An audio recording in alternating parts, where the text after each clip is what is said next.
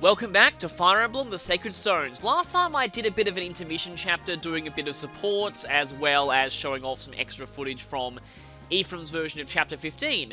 This time, I'm actually going to do what I promised at the end of Erika Chapter 15, and actually do Ephraim Chapter 16. So, let's go.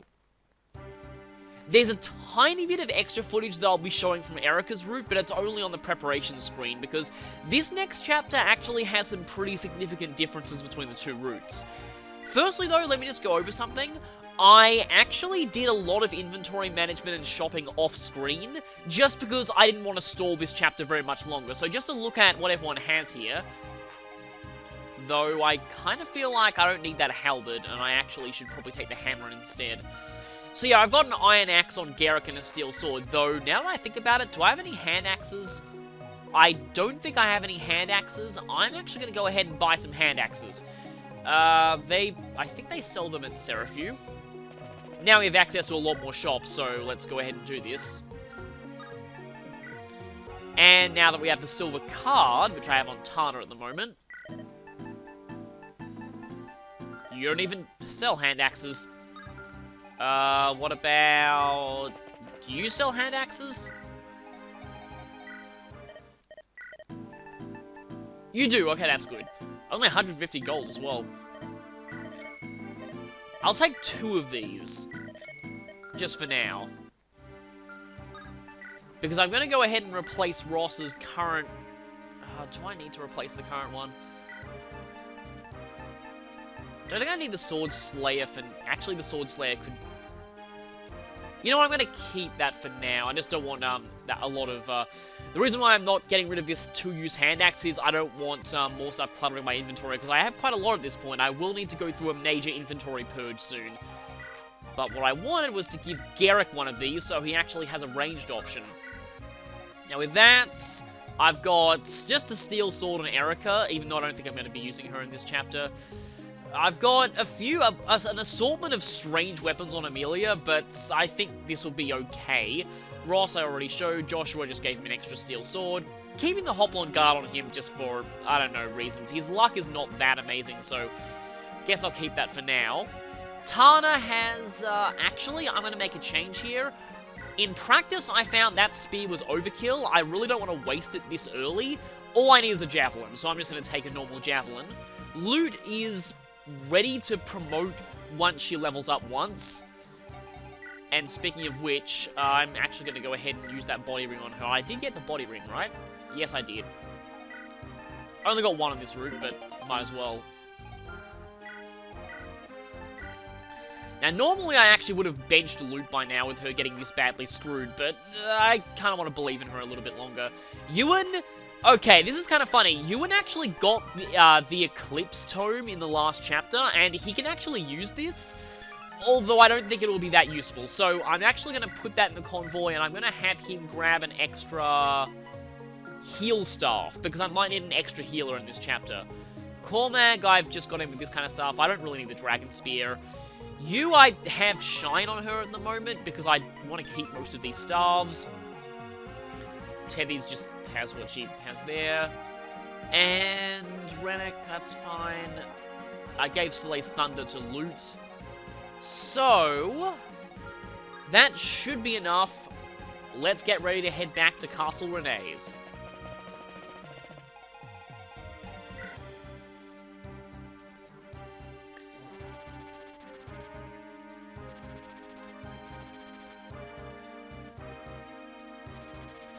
So, it's time. Remember this guy from way back? It's time to put this subplot to an end.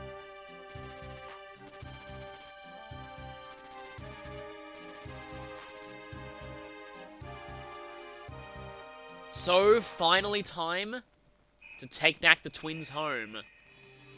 Which is currently, as the chapter says, ruled by madness. This chapter contains probably the most infamous instance of things that got past this game's E rating. But anyway, this chapter itself it's been a while since we've been here, but yeah, we can actually see just the map, and this is back where we first began. Back when Seth first got forcibly injured by Volta.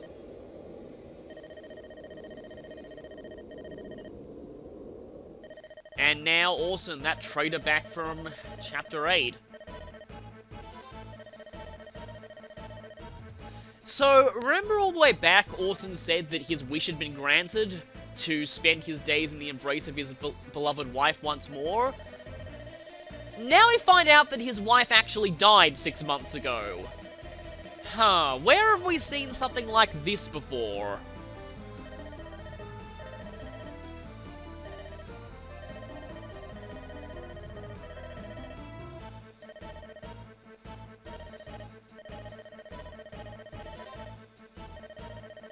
He has completely gone off the deep end.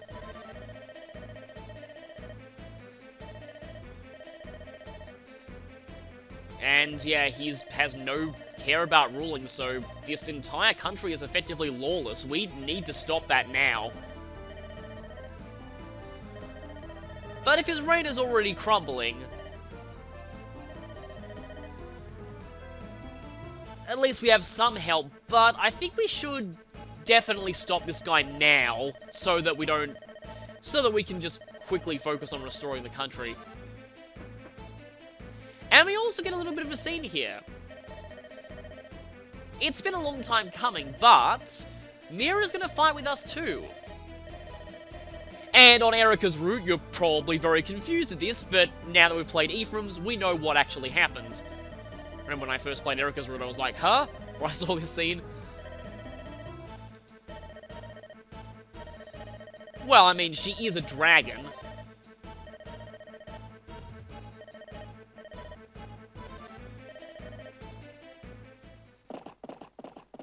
Meanwhile, inside the castle...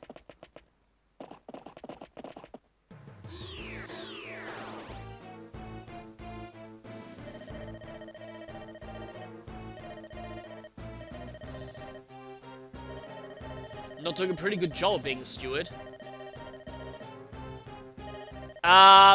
Street Urchin? Yeah, that's the Prince of Grado you complete Morod. Also, you are a palette swap of O'Neill. I'm pretty sure O'Neill didn't look exactly like that. I think, yeah, he just is a palette swap.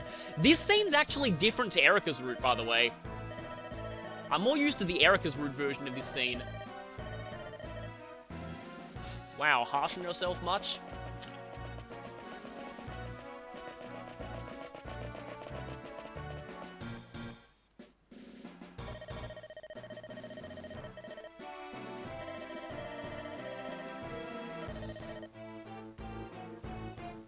And so, yeah, even Orson's own soldiers are creeped out by what he's doing.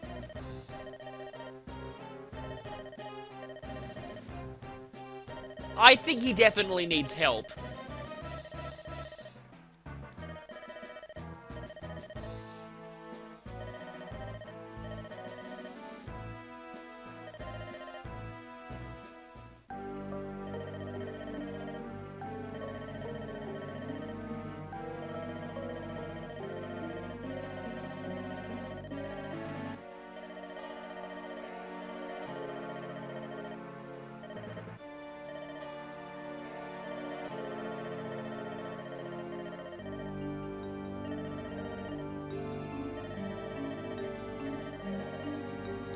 So, yeah, Leon did the exact same thing that he did to his father.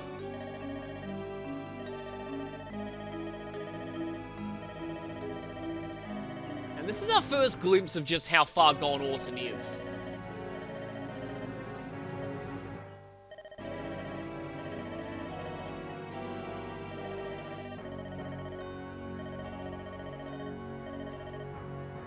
And if Ephraim's coming, you know you're in danger. You should probably get out of here now.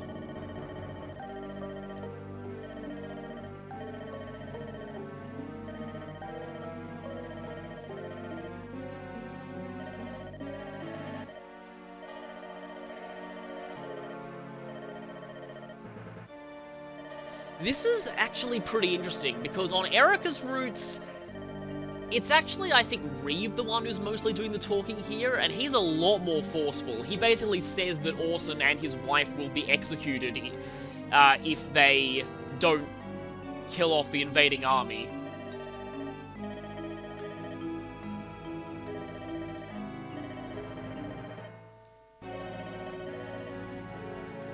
Notice how we don't ever see her answer back.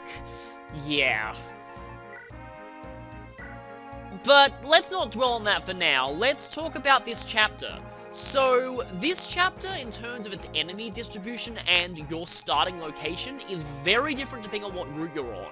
On Ephraim's route, you deploy around here, which is a little bit inconvenient because we're kind of far away from both entrances to the castle. Also on Ephraim's route, you'll see a lot of unpromoted magic users. The monks are pretty terrible and aren't much of a threat. The shamans can be a little bit scary, but the real threat is all of these druids here. They have some pretty high magic stats and some pretty decent attack power and also not bad hit rates. However, there are 3 druids in the throne room who all have Eclipse. And, well, they actually do have better hit rates with Eclipse than you'd probably think. They're still pretty terrible, though. Also, a couple of Swordmasters. Thankfully, they don't have high critical rate weapons. Here's the thing about Swordmasters, though. Their crit rate might seem terrifying, but their actual attack power is so low that they're not really that bad. Also, this guy's got a droppable Physics Staff, which is nice.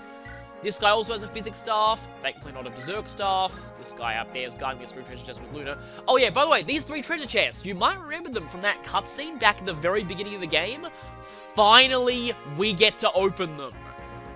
I've been waiting a long time for this. It always bugs me in any game where you see a treasure chest in a cutscene and you can't open it. Also, this guy, Berserk Staff. Yeah, be careful of that. His Berserk range is tiny, and his hit rate is nowhere near as good as the Berserk Staff uses back in Ephraim Chapter 14.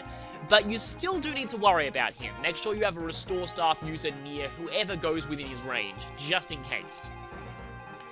However, we do have a set of mercenaries here with kinda decent stats and a warrior.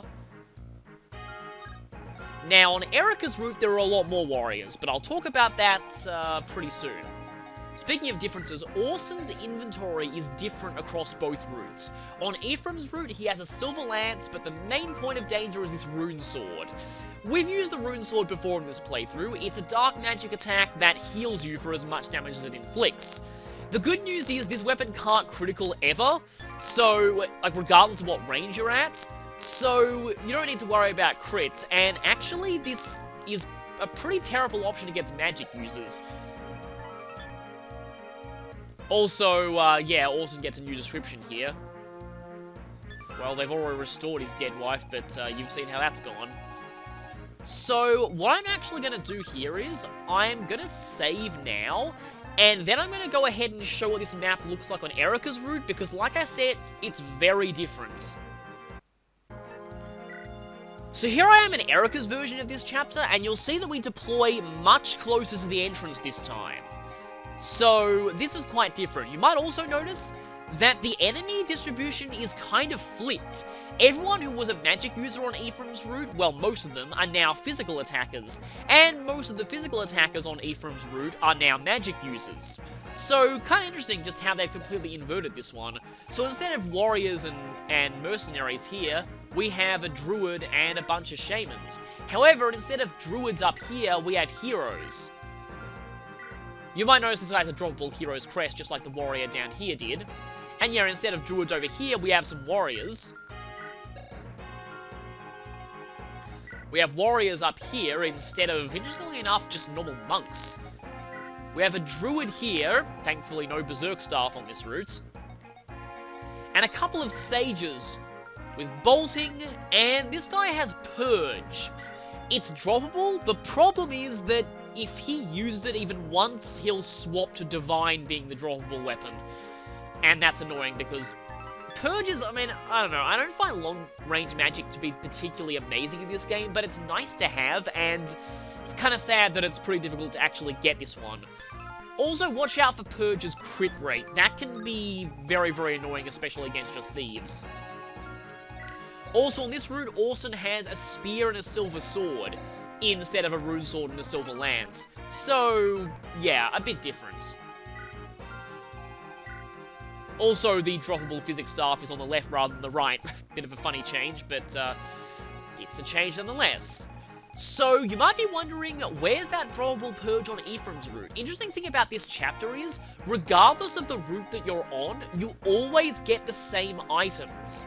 There is still a droppable purge spell, or divine, which likely will be, on Ephraim's route, but it comes from a reinforcement sage. So that's kind of interesting how they make sure you don't lose out on any of the drops, regardless of the route that you're on. But anyway, on this route, you're pretty much assaulting the castle more directly from the start, and you're less encouraged to split up, so it has a bit of a different dynamic to it. The reinforcements are also different on both versions, but for now I'll be hopping back to Ephraim's route, so I won't really be discussing Erica's reinforcements that much. Anyway, see you back on Ephraim's route. Okay, so picking characters time. Obviously, I'm going to be kicking out a lot of the people that I was just grinding supports for. Sorry, Giselle.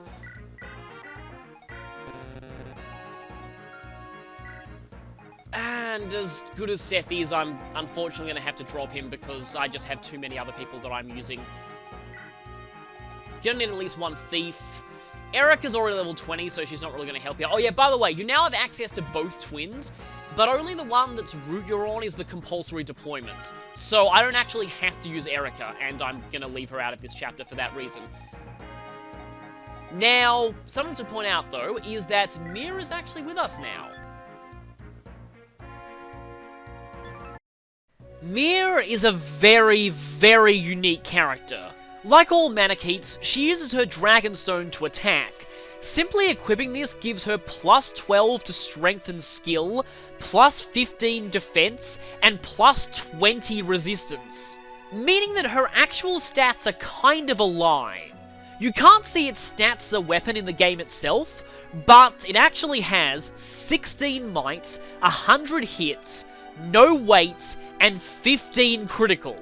That's an extremely good weapon, and even better, it's effective against monsters.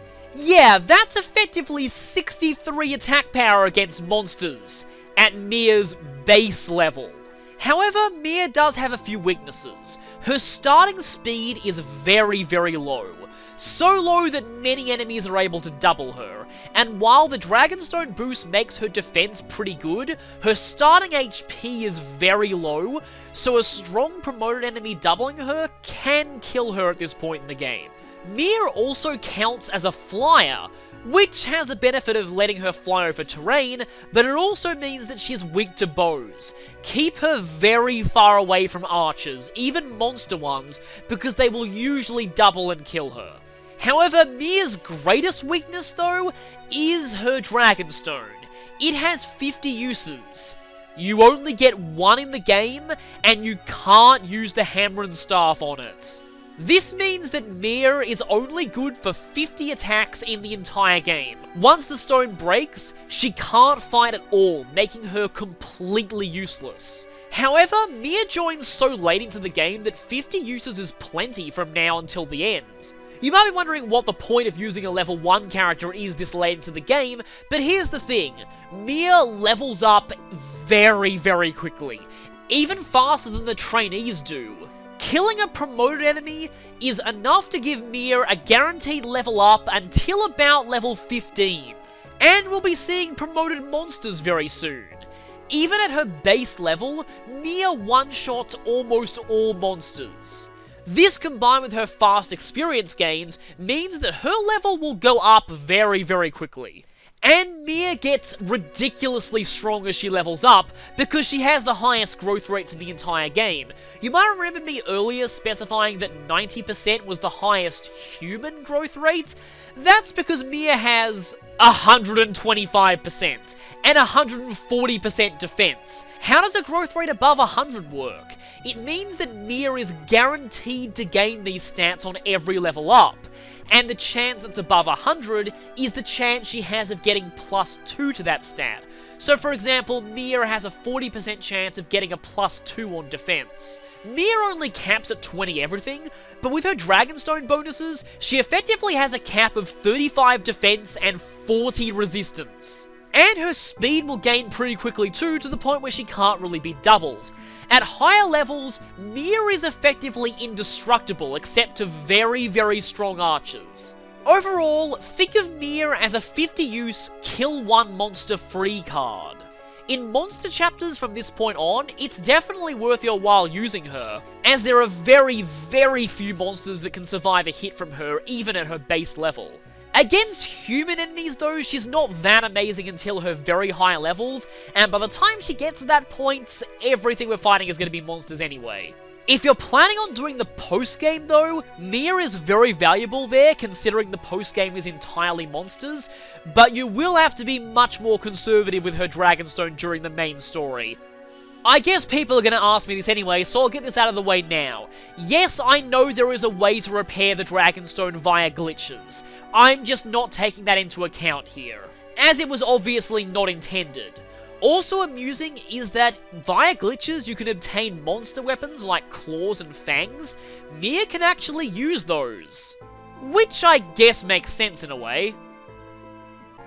Now, I was originally planning on using her in this chapter just to show her, and then I realized it's probably going to be better to demo her in the next chapter, because she is at her best when fighting monsters, and in this chapter we're not fighting monsters, so may not be the best idea to bring her here. I tried in practice, but she didn't really work out as well as I hoped she would, so I'm going to wait until the next chapter. But I will be showing her at least once. So, gonna bring Rennick here because he's the thief who's a bit stronger on this route. Gotta watch out for that purge though. Always bad. Anyway, formation time. So, unlike on Erica's route, we are probably gonna have to split up here. So, let's see who we bring which way. Whoever goes this way, I'm gonna make sure Natasha goes that way because she needs to be there with her restore staff. And wherever Natasha goes, Joshua should go. I guess I'm going to have Loot over there. I like having Ross over this side. Alright, I'm going to have to switch over to... I'm going to get these two confused now because their sprites are now pretty similar. I suppose Tana doesn't actually need the lead on movement.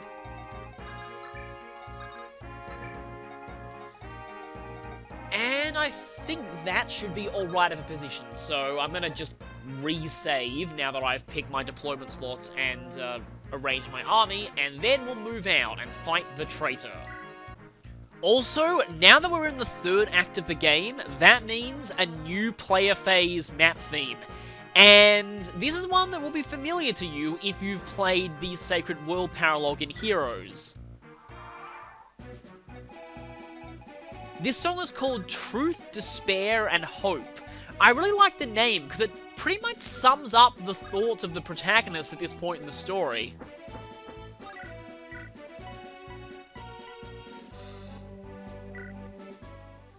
It's going to be interrupted by the battle theme a few times, but you'll get a good enough opportunity to listen to this song. I really like it. I mean, maybe not as much as Ephraim's second map theme, but I still really like it in terms of map themes in this game overall.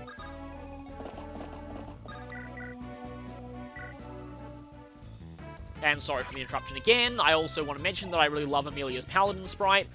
I just love the golden shield with her hair and just that orange color palette. I know it's a palette swap for Isadora, but I still think it looks pretty cool. Okay, so one thing that I want to mention about this, though. Thunder and Flux. Flux is literally the exact same accuracy as Thunder, but it has more weight, one less might, and worse critical. Yeah, they didn't exactly do the best job of balancing anima magic, well, balancing all magic in this game. I said earlier that I think anima is definitely the best of the three, and this is why.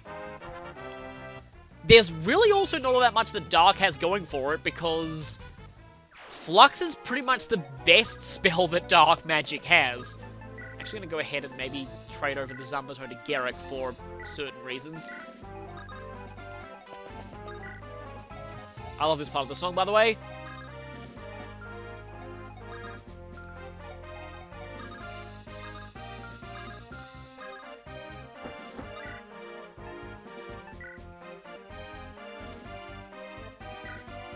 That's probably my favorite part of the song. But yeah, apart from Flux, you've got, I mean, Nosferatu can be decent for its healing sometimes, but it is pretty prohibitively heavy.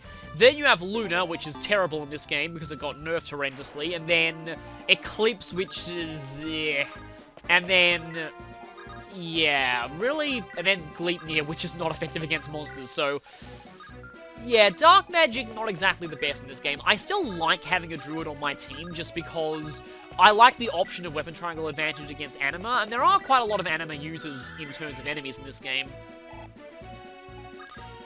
I'm going to actually leave Ross around here. And Tana's going to get attacked by an axe, but I can just heal her with Ewan, that's fine. It's nice when your magic users promote and most of them can use staves. That way you can get a lot more staff users on the battlefield. Thankfully, both of them couldn't go for it at once, and you obviously have no sense of self-preservation. Originally, I wanted Lute to fight these two, but then I realized there's a promoted reinforcement that's going to be spawning soon, and all she needs is one promoted kill, and then she's pretty much set. Also, this shaman right here. I don't know why I find this guy really hilarious. He starts out in the throne room, and the moment this map starts, he begins slowly walking all the way down here to get to your army. I don't know why it's really weird. You'd think they'd make him just stay in the treasure room, but no, he just slowly comes towards your army. It's really bizarre. Anyway, let's see Garrick fighting a little bit more here. I want Garrick to get a little bit more experience because he is amazing.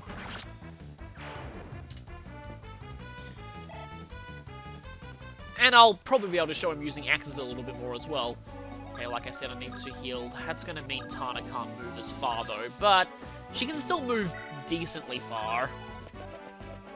Also, you get to see the kind of hilarious Druid staff animation, which admittedly you will have already seen with the Berserk staff Druids back in Ephraim Chapter 14. But still, I love how they just levitated. It's like, I'm too good to use my hands on this thing. Just levitating the staff there like that. Kind of like, it reminds me a lot of Mewtwo in Super Smash Bros. Melee. How instead of just picking up items, he actually just levitates them. Which looks pretty silly with a hammer. Yeah, I don't care that he was supposed to be the worst character in the game. Well, I think not in the PAL version. I think the tier list is different for PAL than it is for NTSC, but I didn't really care about that. I always liked Mewtwo. He was one of, he was, in fact, probably my only favorite character to use in Melee. Apart from Roy, it's weird. I used to like Roy quite a lot, and then I actually played his game. And then I stopped playing as Roy in Smash because I then hated him with a passion. Yes, I wanted to punish him for promoting so late, so I stopped playing as him in Smash. Even though, originally, I did like him more than Marth, because just the extra power of his moves, and back when I was that young, just his explosion charge attack that can potentially be an instant KO, that was always appealing to me.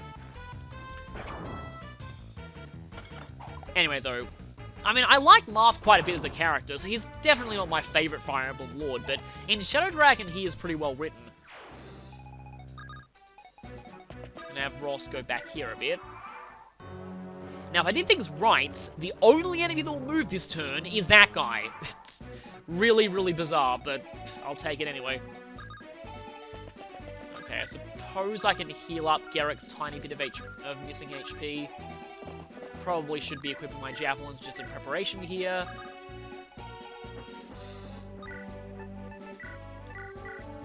Oh yeah, resistance is still alright. At first I thought that her resistance would take a bit of a hit, promoting to a Wyvern-based class rather than Falcon Knight, but it's actually roughly around the same. It's not like back in FE3, where when Pegasus Knights promoted into Draco Knights, which was their only promotion option back then, their resistance would take an enormous hit, which implied, which was actually kind of a cool bit of lore, that the magical resistance of Pegasus Knights actually came from the mount itself, which, like I said, I think is a pretty cool bit of lore. Now, we're on the cusp of that guy's Berserk range, so obviously you want to make sure that if we are going in there, Natasha needs to be on hand, just in case. I'm going to go ahead and use the Javelin here.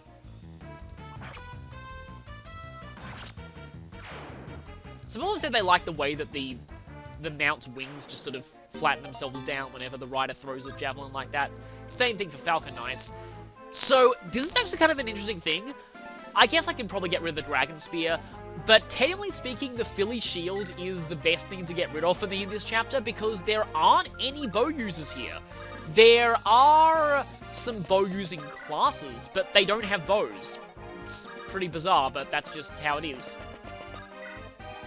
Now, I'm going to need to leave Luke behind here a little bit. You will see why shortly. I want Tebbies to not be around here, though. Because there are going to be some reinforcements coming from here quite soon, and I want Luke to fight a particular one of them. And you're also an idiot. Not quite as much of an idiot as the enemy monks, who are all terrible. I find it kind of interesting how unpromoted light magic enemies in this game are pretty much no threat, but promoted light magic enemies can be surprisingly scary, whether it's the bishops with the decent hit rates on their status staves, or the ones who just love to critical you with their light magic. The Wyvern Knight Mount actually bobs its head a bit. Speaking of which, don't like that 3% crit rate, but oh well. Speaking of which, I should mention that the mount for the Wyvern Knight class is actually a Wyvern, even in the Japanese version. The Wyvern Rider and Wyvern Lord classes are called Dragon Knight and Dragon Master in Japanese. I don't need this chest key, you'll see why eventually, but I don't need it. I'm guessing they changed that because the first Fire Emblem game to be released in the West was one where dragons had been established in the lore to have been wiped out 1,000 years ago, so makes sense that they're not mounts. But it then got a little bit weird when this game introduced a class that was actually a Wyvern class in the Japanese version. This was called Wyvern Knight, even in Japanese. So yeah, and this thing is like what a classical depiction of a Wyvern is, having no forelegs. I still find it's kind of, I don't know, it doesn't make sense why the Wyvern Knight class looks different to Wyvern Rider and Wyvern Lord, but it doesn't really matter.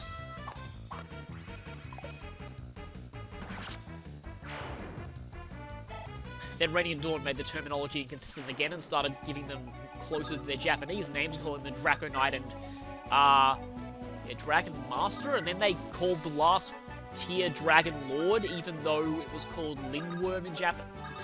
Anyway, not going to go into that here. I'm kind of worried putting Rennek on this route because there is a Purge reinforcement. I mentioned him before, but he spawns around here, and in my practice run, he actually critical Rennek with Purge.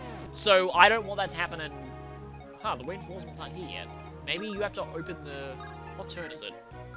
I'm sure they're going to be coming soon. I'm going to have Teddy's go around here just in case I need to send Natasha back to heal.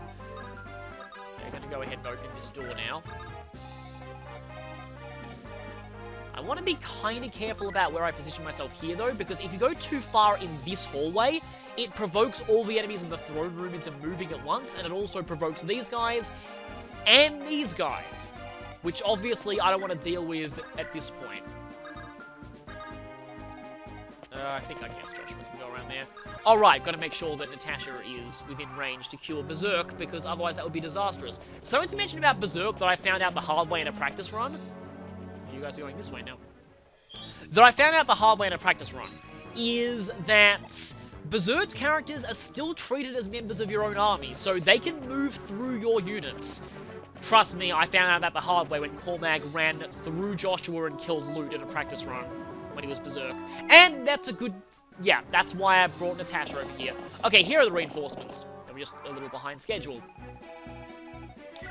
So they're a bunch of cavaliers with a mix of swords and lances, and a great knight who has a stealable red gem if you want that, as well as fairly okay stats, but main reason why I want to fight these reinforcements is I want Luke to kill that great knight. I suppose I could break the hand axe like that, but what I kind of want here is not that. I want Luke to maybe get a little bit more first.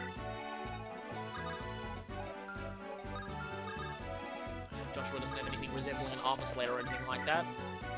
No, yeah, no, not even with the Shamshi, you're probably going to stand a good chance. So let's, actually, Natasha against all these magic enemies is going to do very, very well, having no worse than neutral weapon triangle against them.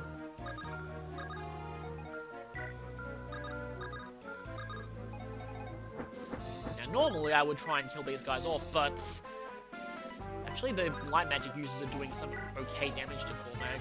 It's mainly these guys that I'm a bit worried about against him, because his resistance is terrible. If Joshua did somehow get the kill here... 27. I need at least one crit. I mean, that is a lot of... Or I could go for the even more ridiculously higher chance of a critical. I might as well go for this. Because if I do get the kill on this guy, which I am guaranteed to do so now... He got hit, but that's probably fine.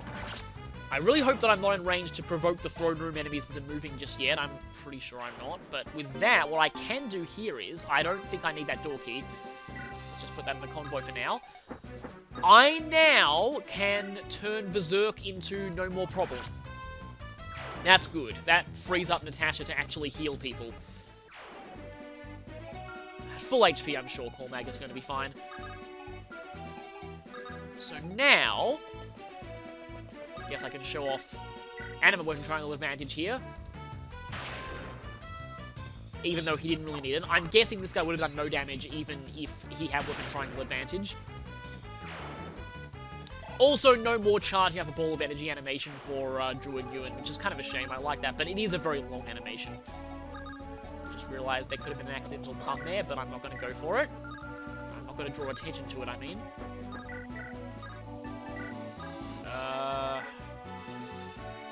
Okay, that's going to be... You guys are probably going to start moving. Oh, and there's a Shaman up there who can't actually get to her. 19 on 9, so 10 damage. Although, if Tana misses either of those, she'll die, so... I guess I should make sure that one of them's gone before I try this. Might give Amelia another sword soon, but Ephraim's going this way. She can pull some extra swords out of the convoy if she needs to. I guess I don't really need to go that far this turn.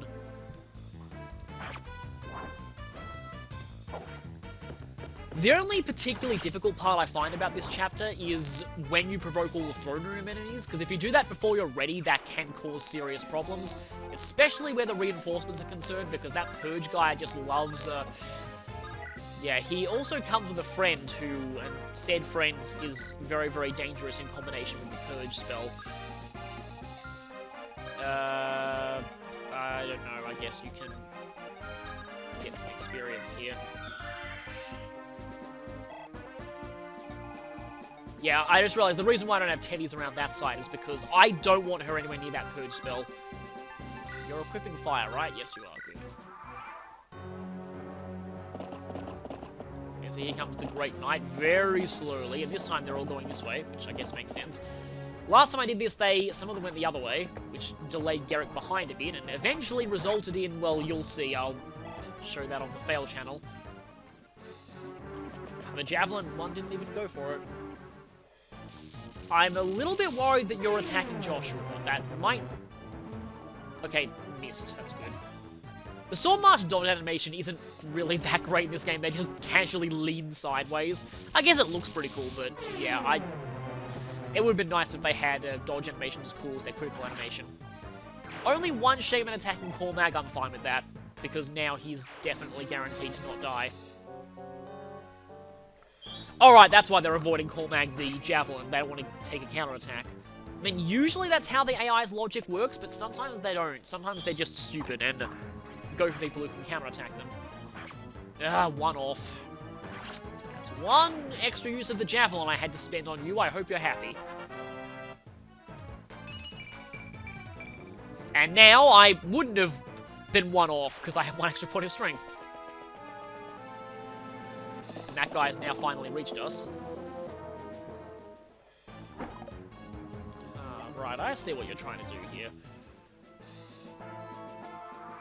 So this thief is the reason why I didn't want to keep the chest key, because this thief, thankfully, doesn't go for the treasures up here.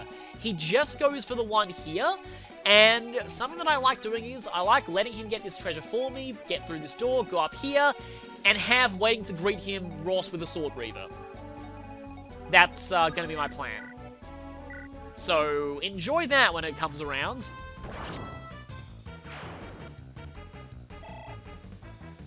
A little bit more experience, I guess. Okay, you can attack Ross now. Might as well break this hand axe, though, just so I have less chance of things cluttering my inventory. Unfortunately, means you're not going to see Ross's actually pretty good-looking melee axe animation, which I do really like.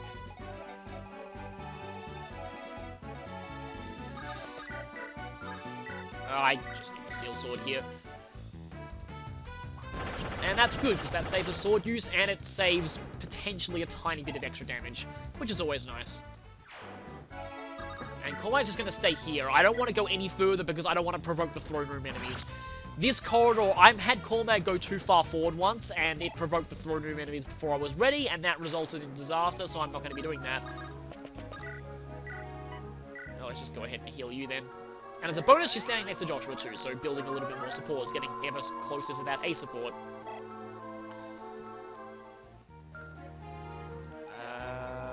I guess I'm going to leave Teddy's there. Any of you need... Well, you definitely need healing. Maybe I should move Amelia first, just so that makes Ewan go a bit further forward. That's not a one-shot. I guess I'm going to go for this anyway, even though it's a bit of a waste of the Horse Slayer, which might come in handy against this chapter's boss, for obvious reasons. Although there's something else that I'd like to do against him. There's one class in particular that pretty much shuts Orson down. Well, this version of Orson at least. The Runesword version. Which reminds me of random trivia about FE7, is that Lloyd and Linus in the chapter that you fight them for this... Well, you fight one of them for the second time. You only fight each of them one. Anyway, the second chapter you encounter the two brothers. They originally were equipped with a rune sword, but in the Japanese version, but they changed it to a light brand in English. And that caused problems because the chapter's hints specifically mention a cursed, life-draining sword.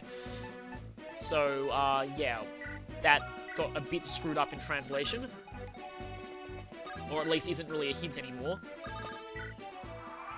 Probably should have just done a random dance for experience, but oh well. Okay, unless Ross crits both his attacks, he's not going to kill. And I want Lute to get the kill here, so that should be decent. That's mainly what I wanted. Now, once I trigger the other set of reinforcements, there's going to be even more coming from down here, and I probably want Ross to be away from them for now. Now, I know for a fact Lute can't finish this guy off now. Wait, I take that back. She actually can. Nice one. Right, this hits. Given my luck so far, that easily could have missed, but oh well. That's good. Now Lute is finally ready. Oh, this is going to be annoying, though. Okay, good. She gained both magic and speed. In fact, she got a near-perfect level up. That's actually really great. So, finally, that speed is still not the best, though, and her magic, I think, is actually a bit below average as well. But if I dance for Lute, she'll now finally be able to promote, though I might save that until the end of the turn. I guess you heal Joshua. Do I have a Silent Staff? Yeah, that would require triggering them. But if I do trigger them, I could potentially silence the... If I did manage to silence the Purge guy, that would be really, really great. That would be a huge, huge load off my mind. But I'm still not entirely sure if that's the strategy that I'll be employing. Please don't let that trigger the throne room.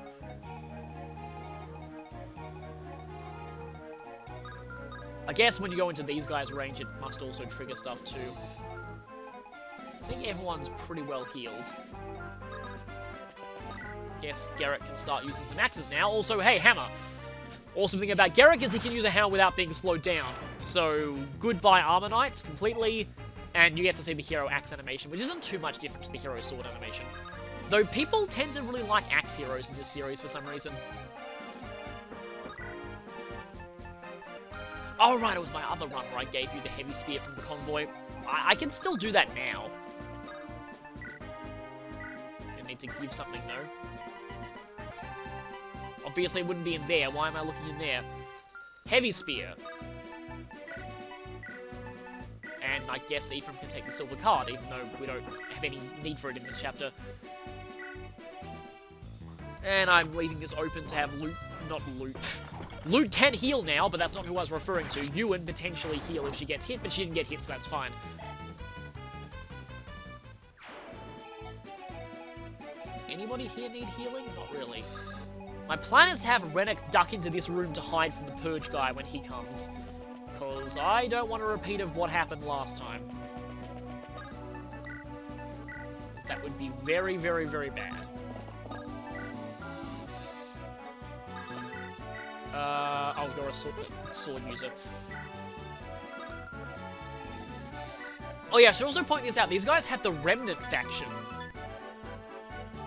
I really like this description. Yeah, so these guys are remnants from Grotto. It's kind of cool they're described that way. Though it mostly makes sense on Ephraim's room, because on Erica's you never directly took over the Grotto capital. But anyway, loot now. Loot... I might need her down here a little bit. Yeah, let's keep her down here.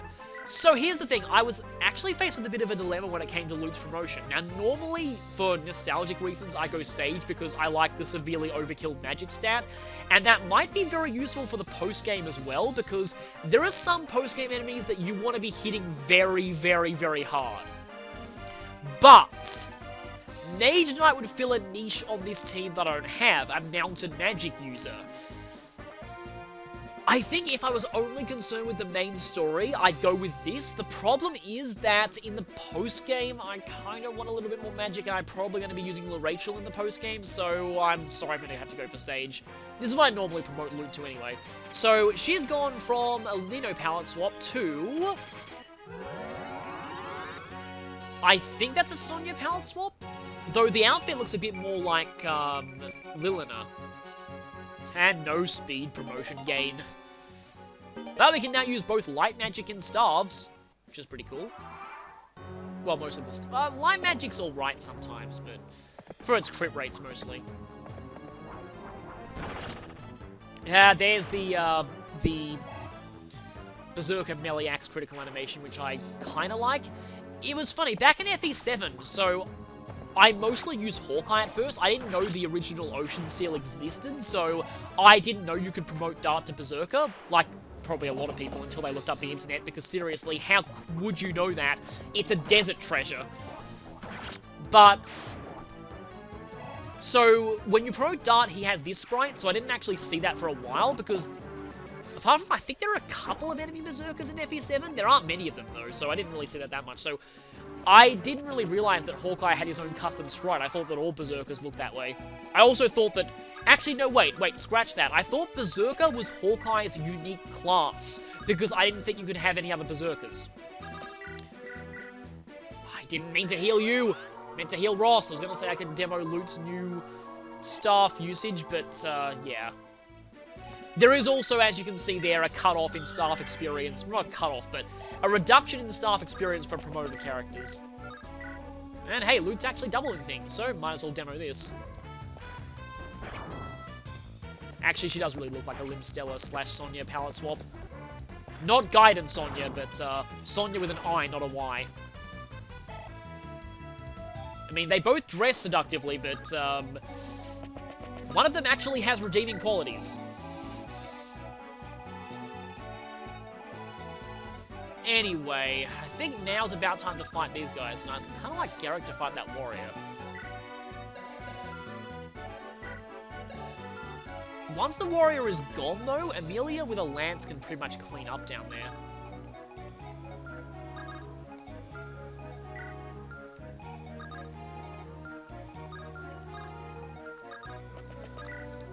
Do want to be a bit careful, though. I don't want to go too overboard, because Garrick actually can die if he gets hit by a lot of things at once. I still love this part of the song.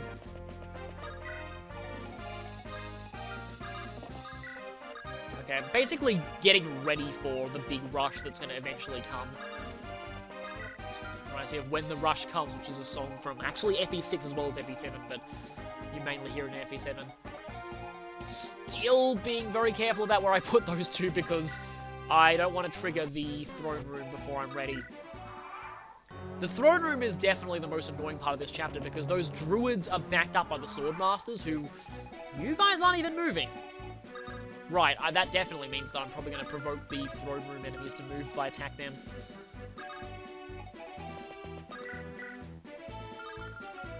At this point, though, I'd say, I don't want to speak too soon, but I think I am ready to provoke the throne room now, because I've got a lot of people down here ready to... As long as you have people ready to take out a lot of enemies in a single turn, it's usually not that bad. if you sort of pull back to this corridor and have people attacking from up here as well, you should be able to get rid of a lot of enemies before they become an issue. Don't really like the idea of Ewan getting hit by that, though. Also don't like the idea of Amelia being forced to use a lance when the warrior attacks her, so probably not going to do that.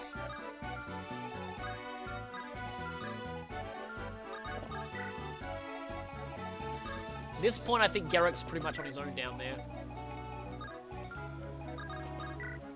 Well, you two can spend some time together.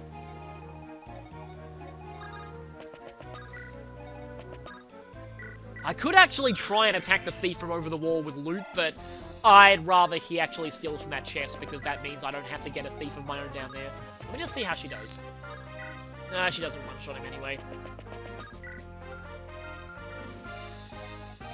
I wonder if I should provoke them, because I mean, these druids are going to start moving as well.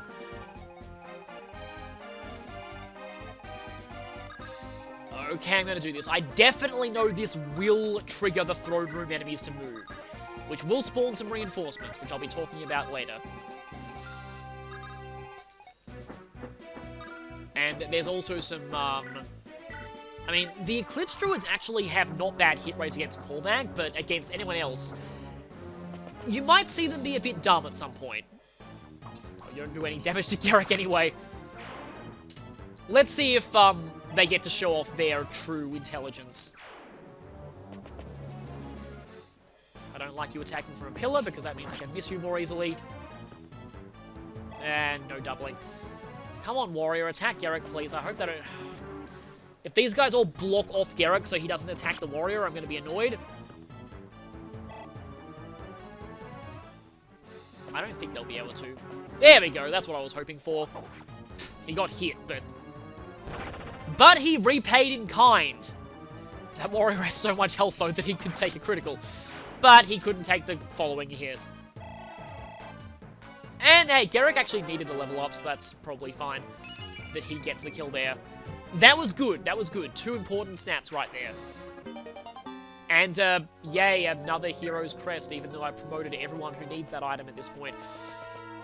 Guess that'll help for the post-game. So yeah, these druids are so bizarre. They often like to use Eclipse against people they have no chance of hitting against. Like, are they all like, me waste players' time with battle animations, even with battle animations turned off, me still wasting some frames, yeah. Why do they do this? This is definitely not one of the FE games where enemies are programmed to not attack if they have 0 hit rate. It's pretty silly. The throne room druids are just kind of stupid. These druids, on the other hand, though, are actually pretty irritating. Tomahawk. This is also why I like to have Ross stop this guy.